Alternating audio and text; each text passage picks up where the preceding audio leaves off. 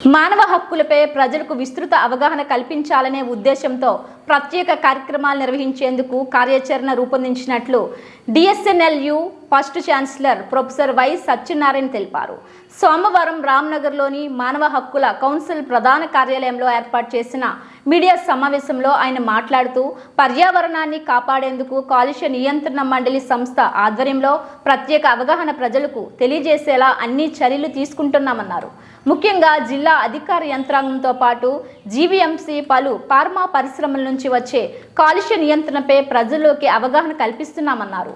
మానవ హక్కుల కౌన్సిల్ రాష్ట్ర ప్రధాన కార్యదర్శి మంత్రి శ్యామ్ ప్రసాద్ మాట్లాడుతూ ప్రస్తుతం విశాఖ నగరంలోని పోర్ట్, స్టీల్ ప్లాంట్, ఇతర ఫార్మా కంపెనీల కారణంగా పర్యావరణ కాలుష్యంతో నిండిపోతుందని, ప్రతి ప్రాంతంలోని సహజ వనరులైన గెడ్డలు, కాలువలు తదితర వాటిని కాపాడుకోవాలన్నారు.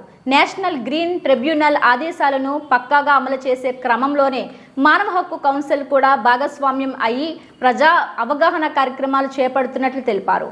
ఆంధ్ర యూనివర్సిటీ గాంధీయన్ విద్యా కేంద్రం డైరెక్టర్ ప్రొఫెసర్ సీతామాణిక్యం ఈ క్రింది అంశాలు స్వచ్ఛ భారత్ అనుభవంతో రూపొందించారన్నారు. దశల వారీగా చేపట్టే ఈ అవగాహన కార్యక్రమాలకు చెందిన పోస్టర్లను మానవ హక్కుల కౌన్సిల్ సభ్యుల సమక్షంలో ఆవిష్కరించారు.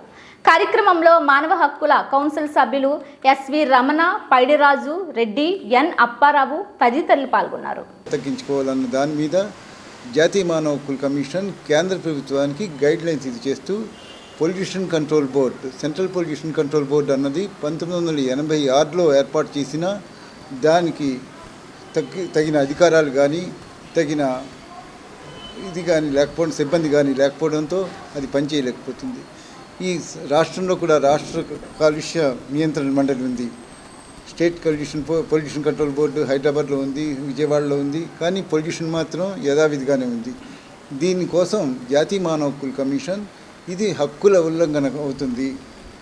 దీంతోపాటు మానవ హక్కుల పరిరక్షణ కోసం ఎటువంటి చర్యలు తీసుకోవాలి అన్న దాని మీద ఆదేశాలు ఇది చేస్తూ, ముఖ్యంగా పొల్యూషన్ కంట్రోల్ బోర్డుని దానికి ఏమో ఉన్నటువంటి చట్టాలని సవరించి దానికి మరీ విస్తృతమైన అధికారాలు ఇవ్వాలని, దాంతోపాటు ఎన్విరాన్మెంటల్ లాస్ ఏవైతే పర్యావరణ చట్టాలు ఉన్నాయో ఆ చట్టాలని పటిష్టం చేసి దీన్ని పొల్యూషన్ కంట్రోల్ బోర్డ్స్కి మరింత అధికారాలు ఇవ్వాలని చెప్పి ఇది చేసింది. అలాగే విధంగా పొల్యూషన్ కోసం ఎవరైతే ఇది చేస్తున్నారో పరిశ్రమలు, లేకపోతే హోటల్స్, హాస్పిటల్స్, ఇలాంటివన్నీ కూడా ఇప్పుడే చూసాం. మీరు వచ్చే ముందే ఇక్కడ ఒక జీవీఎంసీ వాళ్ళ ఇది ఎంత కాలుష్యం వెదజల్లుతుందో, అలాంటి వాటి మీద చర్యలు తీసుకునే అధికారం ఈ పొల్యూషన్ కంట్రోల్ బోర్డుకు కూడా ఇవ్వాలి. చట్టాలు సవరించి వాటికి అధికారాలు ఇవ్వాలని చెప్పి ఆదేశాలు ఇది చేశారు.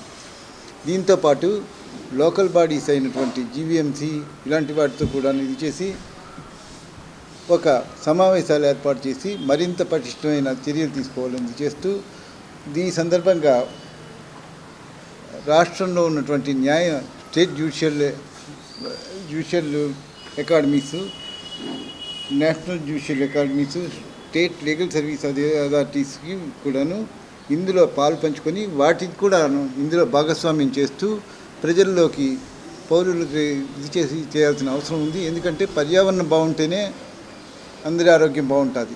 పర్యావరణం ఎప్పుడైతే కాలుష్యం పెరిగిపోయిందో మనకి చెప్పలేని వ్యాధులు వస్తూనే ఉంటాయి.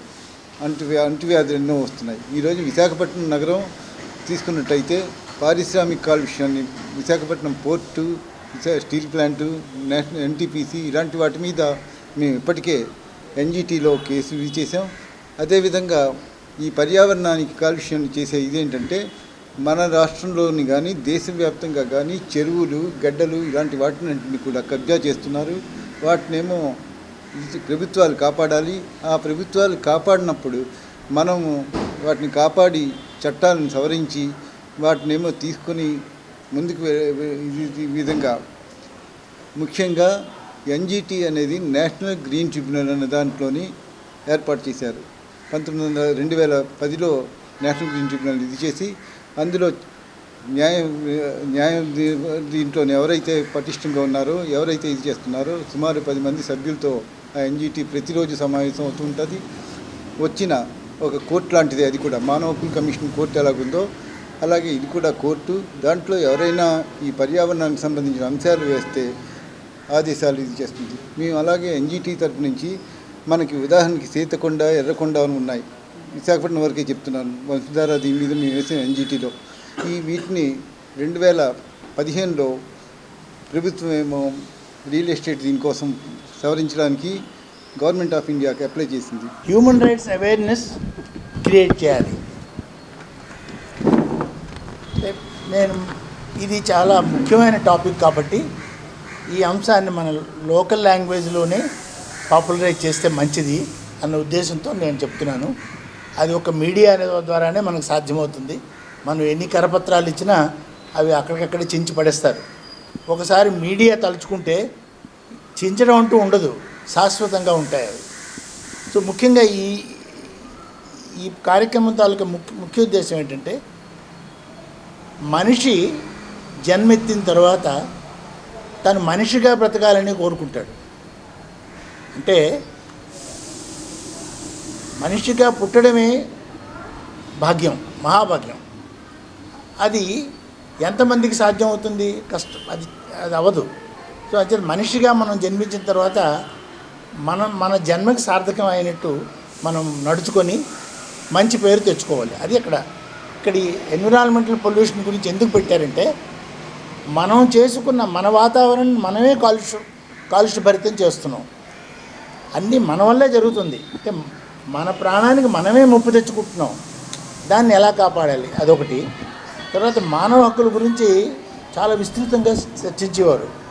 ఇప్పుడు మానవ హక్కులకి భంగం ఎక్కడి నుంచి ఉందంటే, మన పక్కింటి వాడి నుంచో, మన ఎదురుగా ఉన్న వాళ్ళ నుంచో, మన శత్రువుల నుంచో లేదు. ఇది ముఖ్యంగా ఈ మధ్యకాలంలో కాలుష్యపరంగా చాలా ప్రాబ్లం వస్తున్నాయి. అంటే డిసీజెస్ కానీ, అంటే వివిధ రకాలైన జబ్బులు కానీ, తర్వాత ఇతరత్ర ప్రాబ్లమ్స్ కానీ మీకు ఈ కాలుష్య పర్యావరణ పరిరక్షణ లేక జరుగుతుంది. కాలుష్యం అంతా వైడ్ స్ప్రెడ్ అయిపోతుంది. ఎక్కడ చూసినా పొల్యూషనే. అది మీకు తెలియంది కాదు. ఎయిర్ పొల్యూషన్ అంటాం, వాటర్ పొల్యూషన్ అంటాం, రకరకాల పొల్యూషన్. సో వీటిని ఎలా కంట్రోల్ చేయాలి అనే ఉద్దేశంతో ఈ కరపత్రం నేషనల్ హ్యూమన్ రైట్స్ కమిషన్ తీసుకొచ్చింది. ఆ కమిషన్ నుంచి ఇలాంటి హార్డ్ వర్క్ చేస్తున్న కౌన్సిల్స్కి, తర్వాత కొన్ని గవర్నమెంటల్ అథారిటీస్ ఇక్కడ మెన్షన్ చేశారు. అది మీకు ఆయన వివరిస్తారు. తర్వాత ఒక పోస్టర్ కూడా మీకు ఇస్తారు. అంచేత దీని ఉద్దేశం ఏంటంటే, లీగల్ సర్వీస్ అథారిటీ ఇప్పుడు రైట్ అనగానే లా ఇన్వాల్వ్ అవుతుంది. హక్కు, ఎక్కడ హక్కు ఉందో అక్కడ బాధ్యత ఉంది. అది మీకు చెప్దామని ఈరోజు హైలైట్.